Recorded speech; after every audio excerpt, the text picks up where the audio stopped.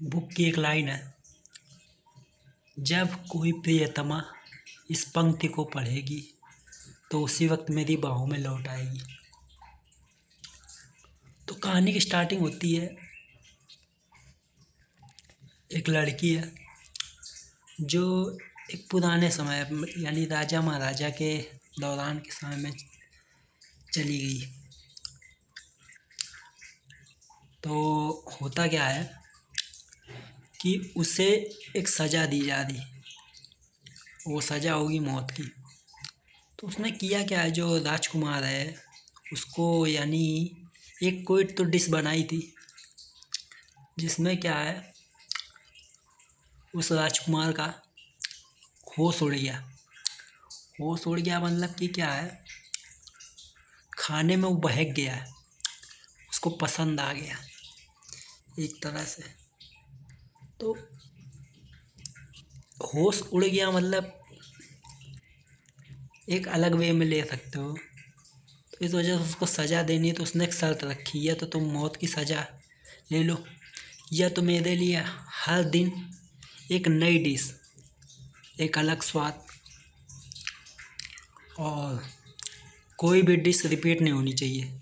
Repeat हुई तो तुम्हें मौत की सज़ा है। तो ये कुछ एक अलग कॉन्सेप्ट पे स्टोरी है। तो समझ गए होगे, कुकिंग जो एक इंसान का दिमाग जो होता है पेट से ही चलता है। अगर अच्छा पेट में खाना खाया है, पेट भूखा रहेगा, कुछ सोच नहीं पाएगा। तो कुकिंग से रिलेटेड स्टोरी है।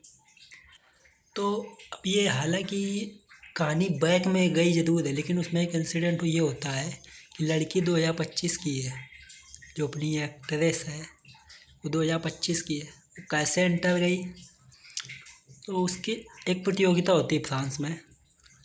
तो फ्रांस में क्या है,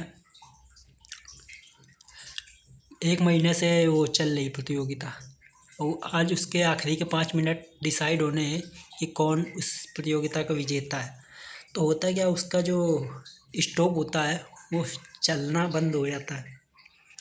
तो अपील करती कि मेरा स्टोव नहीं चल रहा है, कैसे घंटा प्रतियोगिता जीतेंगे।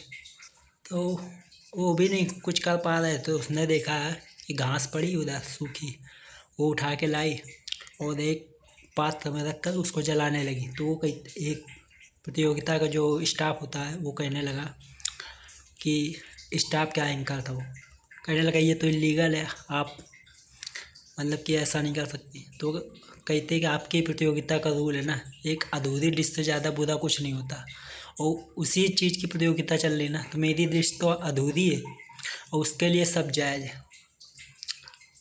तो हाँ, अब रही बात उस बुक की लाइन की। तो उसके डैड ने वो बुक मंगाई थी, फ्रांस में वो गई थी प्रतियोगिता के लिए। तो उसने कहा था कि जाके ये बुक है लेके चली आना, यानी लेते वक्त क्या, आते वक्त उसको लेते आना। तो उस फ्लाइट के दौरान क्या है, एक शख्स का कॉफ़ी उस बुक पे गिर जाती है। तो जाती वासुम उसको साफ़ करने के लिए, तो उसमें एक आखिरी के पेज में लिखा होता है कि जिस वक्त कोई क्या था बे, भूल गया जब वो की, हाँ, जिस वक्त कोई इस पंक्ति को पढ़ेगा उसी वक्त वो मेरी बाहों में आ जाएगी। तो यानी मुझे लग रहा है वो स्टोरी टाइम लाइन में बैक चली गई। अब इसके लिए आगे जानना तो हमें देखना पड़ेगा। अबे यानी पढ़ने से तो कोई भी पढ़ सकता है ना। अगर लड़का पढ़ा होता तो वो बाहों में चला गया होता, तो ये लूप होल नहीं लग रहा तुम। अबे हो सकता है तूने क्या शब्दों का हेर फेर कर दिया हो, समझे कि नहीं। चलो हम आगे कंटिन्यू करते हैं, जैसा होगा फिर बताएं। तब तक के बाय बाय।